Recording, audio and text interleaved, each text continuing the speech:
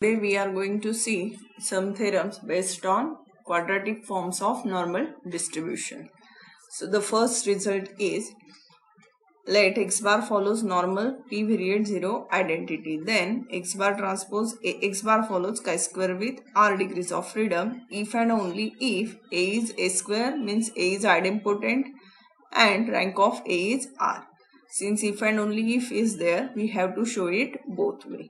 So let's consider first that A is an idempotent matrix and rank of A is R, and then we have to show that x bar transpose AX follows chi-square with R degrees of freedom. So let's consider that Q be a orthogonal matrix such that QA Q transpose is equal to diagonal matrix of eigenvalues. Now since A is idempotent matrix, eigenvalues of A are either zeros or ones. And since rank of A is R, therefore R of lambda R eigenvalues are equal to 1 and remaining P minus R must be equal to 0. Now consider the transformation y is equal to qx, where this q is a orthogonal matrix, and from this x is q inverse y. But since q is orthogonal matrix, therefore q inverse is nothing but q transpose. So x is q transpose y. Now the quadratic form is x bar x transpose ax and x is q transpose y. And since x transpose is here, transpose of this is y transpose q, then a, and then again x is q transpose y. Now already we have taken q transpose as a diagonal matrix, so let's denote it by D,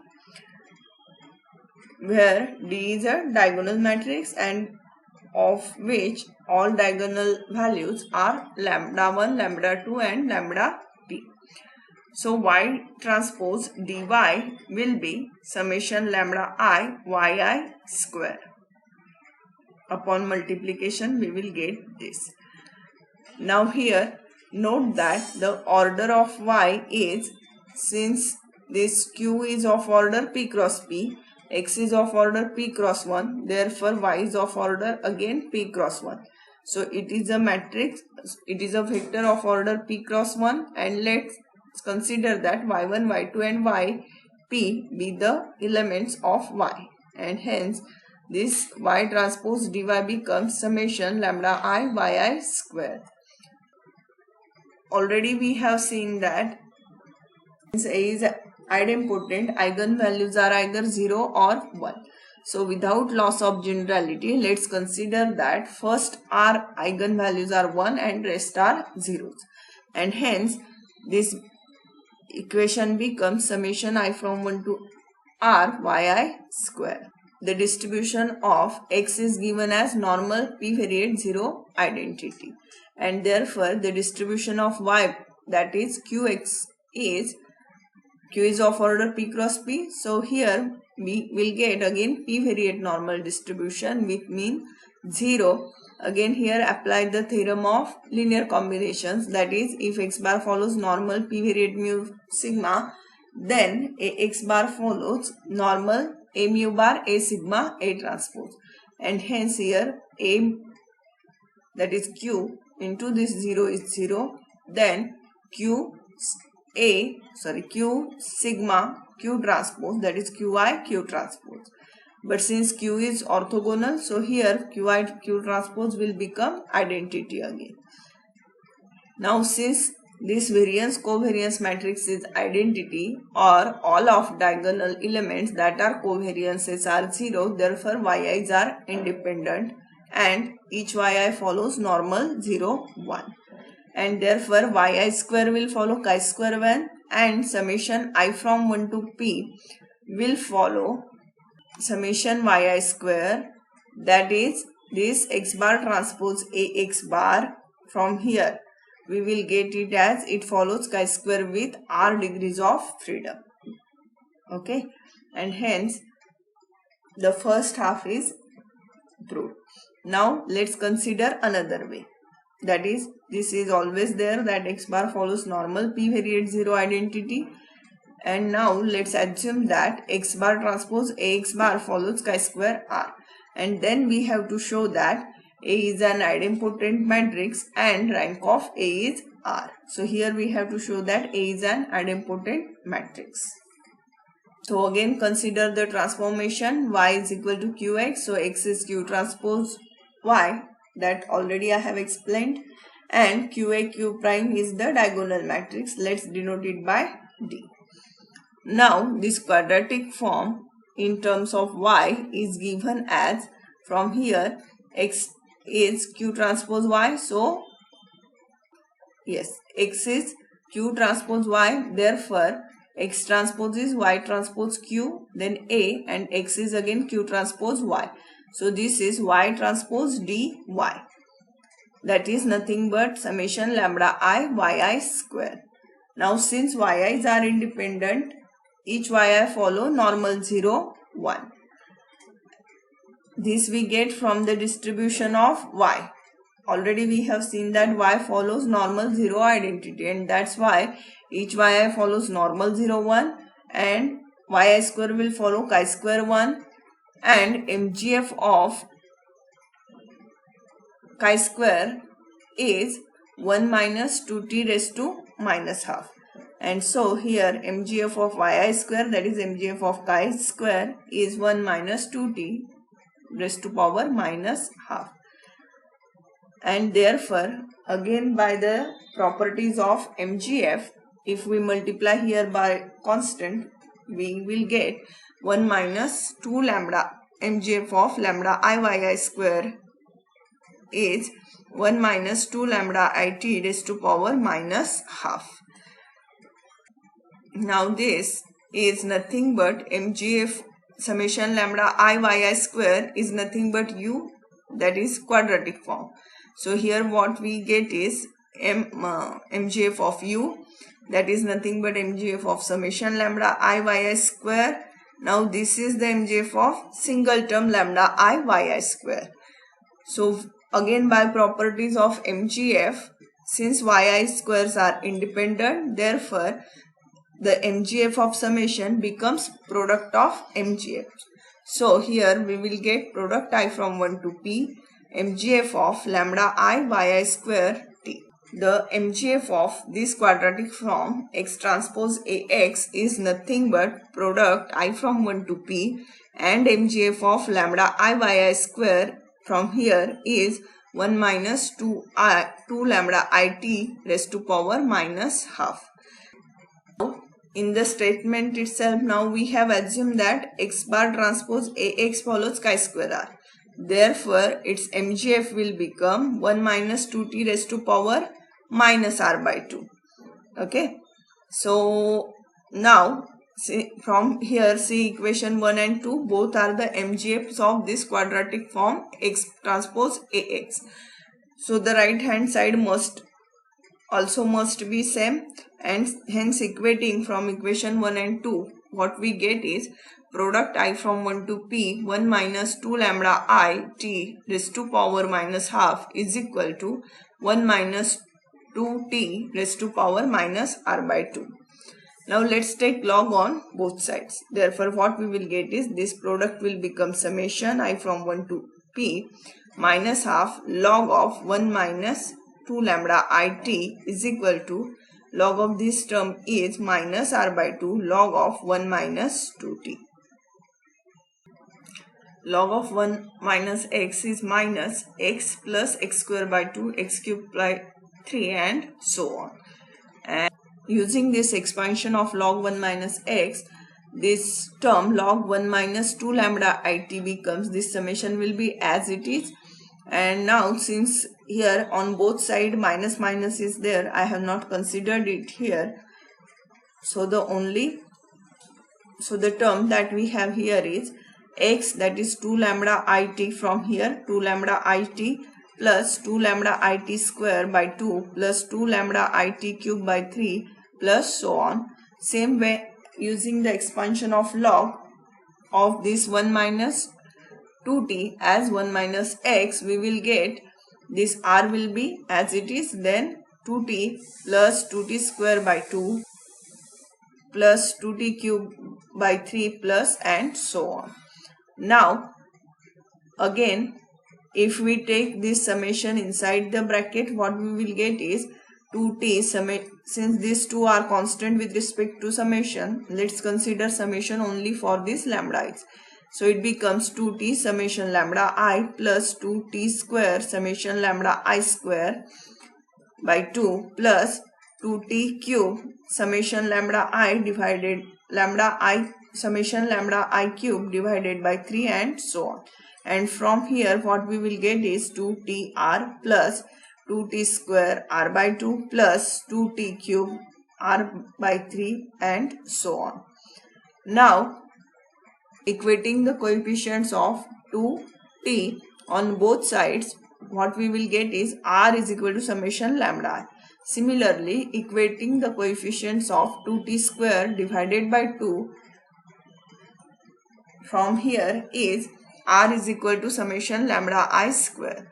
Equating the coefficients of 2t cube divided by 3, what we got is r is equal to summation lambda I cube and so on. So in all, what we have is r is equal to summation lambda I is equal to summation lambda I square is equal to so on summation lambda I raised to p for any positive integer. Now summation lambda I is equal to summation lambda I square is equal to summation lambda I cube. This will happen only if lambda I is either 0 or 1. Therefore, lambda i's can be either 0 or 1 here. Again, this summation is equal to r and totally we have p lambda i's here. So it indicates that r lambda i's must be equal to 1 and rest of the lambda i's are 0. And this indicates that A is an idempotent matrix of rank r and hence the proof. Now let's consider the next theorem of quadratic forms, that is, if x is a p cross 1 random vector and x bar follows normal p variate mu sigma, then x minus mu transpose sigma inverse x minus pu follows chi-square with p degrees of freedom. So let's consider W is equal to this quadratic form and we have to show that W follows chi-square with p degrees of freedom. Now since sigma is a symmetric matrix, there exists an orthogonal matrix Q such that Q transpose sigma Q is equal to D, that is diagonal matrix of eigenvalues. So in general, let's consider lambda 1, lambda 2, lambda p and all of diagonal elements are 0. Again from here, sigma is Q transpose inverse D Q inverse. Now since Q is orthogonal matrix, Q transpose inverse is Q and Q inverse is Q transpose.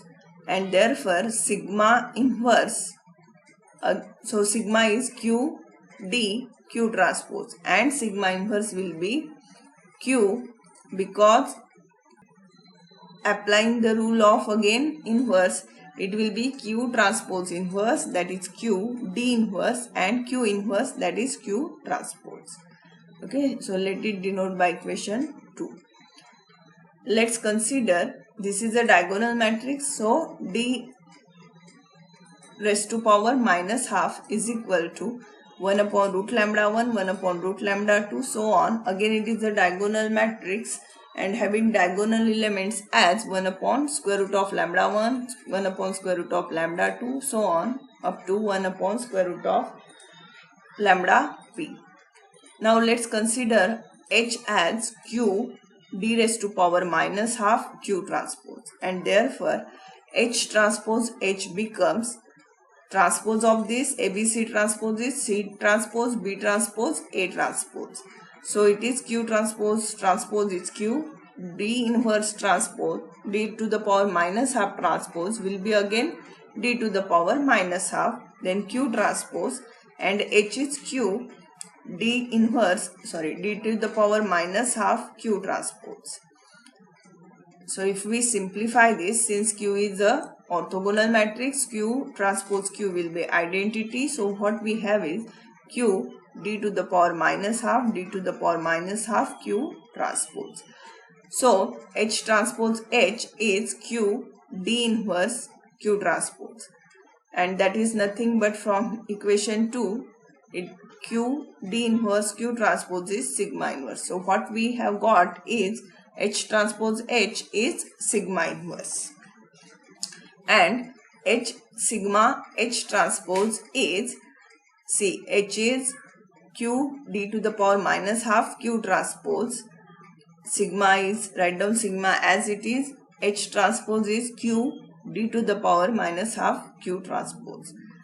Now again, Q transpose sigma Q is d. Already we have seen this by result. So this becomes d to the power minus half, and this Q transpose sigma Q is nothing but d, then d to the power minus half Q transpose. So in all, these three terms will becomes identity. So H sigma H transpose is Q, Q transpose, that is identity matrix. Now let's consider y is equal to x bar minus mu bar. So the distribution of y is normal p variate 0 sigma, and the distribution of hy is normal 0 h sigma h prime, and already we have seen that h sigma h prime is identity. So the distribution of hy, that is z, becomes normal 0 identity. And we have to find out distribution of w, that is x minus mu transpose sigma inverse x minus mu, which is y transpose sigma inverse y, that is nothing but y transpose h prime h, sigma inverse is h transpose h, and y. So that is nothing but again hy transpose hy, and from here hy is nothing but z. The distribution of z is normal 0 identity, and so here what we will get, already we have seen that if x follows normal 0i, then x bar transpose ax follows chi-square with r degrees of freedom if whatever the matrix is here, it is an idempotent matrix and degrees of freedom equal to its rank. Now here I is an idempotent matrix, and here the rank of this identity matrix is P, because the order of this identity matrix is P cross P, and hence this Z transpose Z, that is nothing but x minus mu transpose sigma inverse x minus mu follows chi-square distribution with P degrees of freedom, and hence the proof. Now let's see the next result based on these quadratic forms. So the next result is, if x bar follows normal p variate 0 sigma, then x bar transpose ax follows chi-square r if a sigma a is equal to a, where sigma is positive definite and r is rank of a sigma is equal to trace of a sigma. Means here we have given that this quadratic form follows chi-square distribution with r degrees of freedom, and we have to get this condition that this is true if a sigma a is equal to a and rank of a sigma is equal to trace of a sigma. So let's consider that x follows normal p variate 0 sigma. Now since sigma is positive definite, there exists lower triangular matrix C such that CC transposes sigma. So consider the transformation x is equal to cy bar, that is y bar is nothing but C inverse of x bar. Already we have seen the distribution of x bar. If distribution of x bar is normal p variate 0 sigma, then y is equal to C inverse of x will follow normal p variate 0 C inverse sigma C inverse transpose, and this sigma is nothing but C transpose, and hence we will get here that y follows normal p variate 0 IP. So again we have seen now several results on quadratic form, And from that, if x bar follows normal p variate 0 IP, then x transpose Ax follows chi-square with r degrees of freedom if A is idempotent matrix of rank R. Here we have to derive the condition for quadratic form x transpose Ax. That is nothing but, in terms of y, we can write it as y transpose C transpose A C y bar. That is nothing but, this is nothing but, let's consider it as matrix D. So y transpose dy follows chi-square R, and distribution of y bar is normal p variate 0 IP. So this quadratic form will follow chi-square with r degrees of freedom if this D is a idempotent matrix and R is the rank of this matrix D. So that is, if D is idempotent means D square is equal to D and rank of D is R. That is, if, now let's substitute D from here as C transpose AC. So C transpose AC, C transpose AC is equal to C transpose AC. And here rank of D means rank of C transpose AC is R. So again this C prime is sigma. So what we have is C transpose A, sigma A C is equal to C transpose AC. That, and again, since this D is a idempotent matrix, then we will get here rank is equal to trace, and therefore we can write this as trace of C transpose AC is equal to R. So from here this will be true if A sigma A is equal to A, because C is a non-singular matrix. So here we will get the condition that if A sigma A is equal to A, and here applying the rule of trace of C transpose AC is same as trace of AC C transpose is equal to R, and that is C transpose is sigma. So what we get is A sigma A is equal to A, and trace of A sigma is equal to rank of A sigma is equal to R. So this is the condition that we have to derive, and hence the proof.